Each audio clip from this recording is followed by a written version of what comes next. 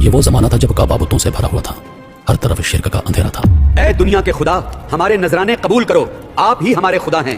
مکہ کے سردار ابو جہل اور ابو لہب اور قریش کے بڑے لوگ اپنی ضد اور تکبر میں ڈوبے ہوئے تھے۔ محمد صلی اللہ علیہ وآلہ وسلم نے جب توحید کی بات کی تو یہ سردار چیخ اٹھے، کہنے لگے محمد کہتا ہے کہ وہ اللہ کا رسول ہے، ہم اس کی کوئی بات نہیں مانتے۔ وہ ہمارے بتوں کی توہین کرتا ہے، کہتا ہے یہ سب بیکار ہیں۔ انسان ضد میں تھا، سردارانہ میں، اور مکہ کا معاشرہ گمراہی میں ڈوبا ہوا تھا۔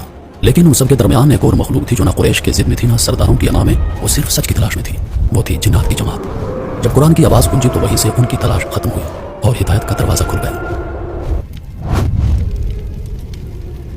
لبیک اللہم لبیک۔ یہ اس وقت کی بات ہے جب زمین پر اندھیرا اپنے عروج پر تھا۔ اندھیرا صرف رات کا نہیں تھا، اندھیرا لوگوں کے دلوں میں تھا۔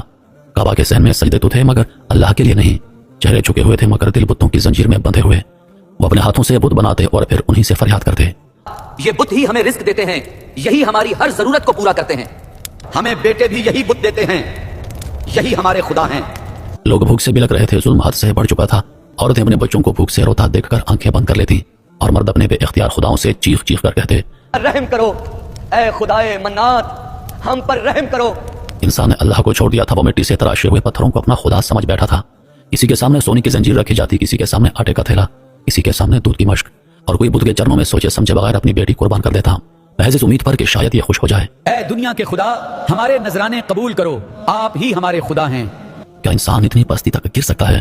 دنیا کے سب سے مقدس گھر کے آس پاس سب سے گندی عبادتیں ہونے لگیں، افراد کی تذلیل، غریبوں کی خرید و فروخت، اور سب سے بڑا شرک۔ انسان نے انسان کو اپنا خدا بنا لیا تھا۔ جب ظلم حد سے بڑھ جاتا ہے تو اللہ کا نظام حرکت میں آتا ہے۔ ایک دن اسی سرزمین مکہ میں روشنی اتری، آسمانوں سے ایک آواز لگی، اقرا۔ زمین لرز اٹھی، فرشتے حیران، اور آسمان پر روشنی کے پردے کھل گئے۔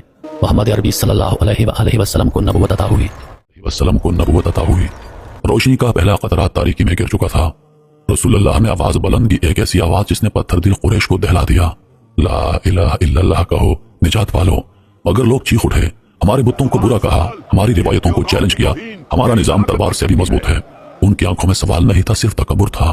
یہ کیسا نوجوان ہے جو ہمارے خداؤں کے سامنے سوال اٹھا رہا ہے؟ کیا تو نہیں جانتا یہ ہمارے محافظ ہیں؟ ایک رات مکہ کی تنگلیوں سے نکل کر اللہ کے رسول اور چند صحابہ مکہ سے باہر سفر پر نکلے۔ مقصد تھا قبیلہ عکاظ تک پہنچنا۔ رات ٹھنڈی تھی، ہوا میں عجیب سی خاموشی تھی، دنیا سو رہی تھی لیکن تقدیر بیدار ہو چکی تھی۔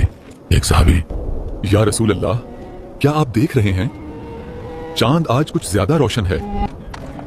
چاند تو خود رسول اللہ کے چہرے سے روشنی لے رہا ہے۔ چاندنی ریت پر پھیل رہی تھی اور ریت پر چلنے والوں کی قدم تاریخ لکھ رہے تھے۔ انہیں معلوم نہ تھا کہ اس رات انہیں کون سن رہا ہے۔ یا حدیر الجن ادکم۔ اسی رات ریت کے ایک طویل صحرا میں وہ مخلوق بھی بھٹک رہی تھی جسے ہم دیکھ نہیں سکتے، جنات۔ ہم سمجھتے ہیں کہ صرف انسان ہی بھٹکتے ہیں، لیکن اس رات جنات بھی سچ کی تلاش میں تھے۔ وہ بھٹکے ہوئے تھے اور وہ تلاش میں تھے کہ زمین پر ایسا کیا غیر معمولی واقع ہو رہا ہے کہ جس کی وجہ سے آسمانوں کے دروازے بند کر دیے گئے ہیں۔ آسمانوں پر پہرے سخت تھے، جو جن فرشتوں کی گفتگو چرانے جاتا آ کے شوروں سے جلا کر پھینک دیا جاتا۔ ہم آسمان سے خبر سنتے تھے، اب کیوں نہیں سن پا رہے؟ کیا زمین پر کوئی نئی چیز نازل ہو رہی ہے؟ پہلے ان کے لیے آسمان کھلا تھا، وہ اوپر جاتے فرشتوں کی باتیں سنتے اور زمین پر واپس آ کر جادوگروں، کہانوں اور نجومیوں کو خبریں دیتے، مگر اب ان کے ہر راستے پر آگ کے محافظ کھڑے تھے۔ آسمان پر ایک نیا قانون نافذ ہو چکا تھا، وحی کا آغاز ہو چکا تھا، اور جب وحی نازل ہونا شروع ہوتی ہے تو آسمان کے دروازے بند ہو جاتے ہیں اور آسمانی رازوں کی حفاظت بڑھ جاتی ہے۔ جنات جمع ہوئے، ایک نے کہا زمین پر ضرور کوئی عظیم واقعہ ہو رہا ہے، ایسا واقعہ جس نے ہماری دنیا بدل دی ہے۔ دوسرے نے کہا ہمیں جاننا ہوگا، ہمیں تلاش کرنی ہوگی کہ وہ کون ہے جس کی وجہ سے آسمانوں کے دروازے بند ہو گئے۔ تیسرے نے کہا چلو بکھر جاؤ، زمین کے ہر کونے میں چلے جاؤ، اور جنات کا قافلہ زمین میں پھیل گیا۔ وہ انسانوں کو نظر نہیں آتے تھے لیکن انسانوں کے قریب تھے، دیکھ رہے تھے، سنتے رہے، جیسے کوئی غیر محسوس سانسوں میں چھپا ہو۔ رات گزرتی گئی، سفر جاری رہا، اور فجر سے کچھ پہلے اللہ نے وہ لمحہ لکھ دیا جس نے جنات اور انسان دونوں کی تاریخ بدلنی تھی۔ رسول اللہ نے قیام کیا، ریت نرم تھی، ہوا خنکی تھی، صحابہ صف میں کھڑے ہو گئے۔ رات اور دن کے بیچ کا لمحہ تھا، خاموشی کا وہ لمحہ جہاں دعا سانسوں سے بھی زیادہ آہستہ نکلتی ہے۔ نبی علیہ السلام نے نماز شروع کی، قرآن کی آواز ریت پر نہیں روح پر پڑ رہی تھی، اور جنات اس آواز کی طرف کھینچے چلے آئے، بے اختیار، بلا اختیار، جیسے پیاسا پانی کی طرف دوڑتا ہے۔ یہ آواز کوئی عام آواز نہیں تھی، یہ الفاظ کوئی عام الفاظ نہیں تھے، یہ کلام کائنات کے خالق کا کلام تھا۔ جنات لرز گئے، ان کی دنیا رک گئی، ان کی سانسیں تھم گئیں۔ یہ کون سا کلام ہے؟ یہ دل کو کیوں کاٹ رہا ہے؟ یہ کلام کسی انسان کا نہیں ہو سکتا، ضرور یہ آسمان سے اتارا گیا کلام ہے۔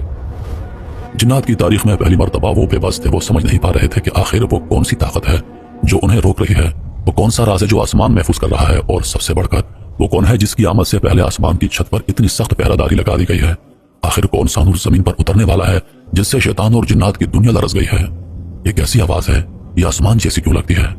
وہ قریب آئے، نیچے دیکھا، ایک انسان ایک پاک وجود مٹی پر خالق کے سامنے سجدہ ریز تھا، اور اس کی زبان سے کلام اتر رہا تھا، وہ کلام جو پہلی بار زمین پر پڑھا جا رہا تھا، جو آسمانوں سے اترا تھا اور جس نے جنات کے دلوں کو لرزا دیا تھا۔ یہ وہ کلام نہیں جو انسان بولتے ہیں، یہ کلام آسمانوں کا لگتا ہے۔ اسی رات جنات کو جواب مل گیا کہ آسمان کیوں بند ہوا تھا، آگ کا پہرا کیوں لگایا گیا تھا، ستارے کیوں جلنے لگے تھے، کیونکہ محمد صلی اللہ علیہ وآلہ وسلم پر وحی اتر چکی تھی۔ جنات کے قدم جمی ہوئی ریت پر جیسے پتھر بن گئے تھے، ان کے وجود سے ساکت سانسیں جیسے کسی نے چھین لی ہوں۔ صحرا کے گہرے اندھیرے میں وہ نورانی الفاظ بہ رہے تھے جو پتھروں کو نرم کر دیتے ہیں، دلوں کی زنجیروں کو توڑ دیتے ہیں، اور جنات کی تاریخ ہمیشہ کے لیے بدل دینے والے تھے۔ وہ جن جو ہزاروں سال تک آسمان سے راز جڑا کر لاتے، پہلی بار زمین پر ایک ایسی چیز سن رہے تھے جو راضی نہیں، حقیقت تھی، نور تھی، روشنی تھی، پاکیزگی تھی، اور وہ سب کچھ جو انہوں نے کبھی محسوس ہی نہیں کیا تھا۔ یہ الفاظ ہمارے اندر کچھ توڑ رہے ہیں، جیسے سینے میں تالا کھل رہا ہو۔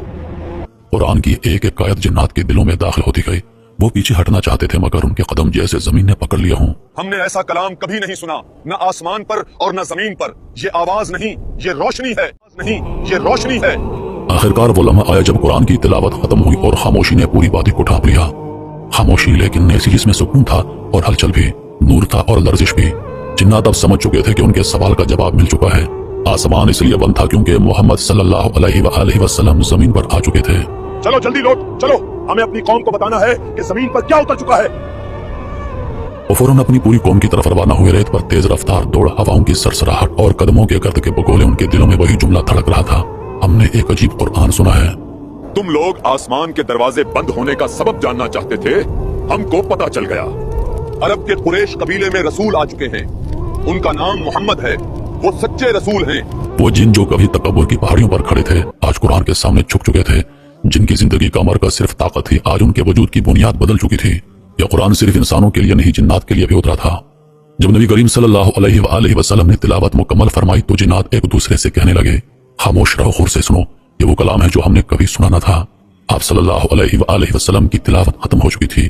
جنات آپ کے قریب آ کر عرض گزار ہوئے، اے محمد، ہم نے عجیب قرآن سنا ہے جو دل میں اترتا ہے، ہم اس پر ایمان لاتے ہیں۔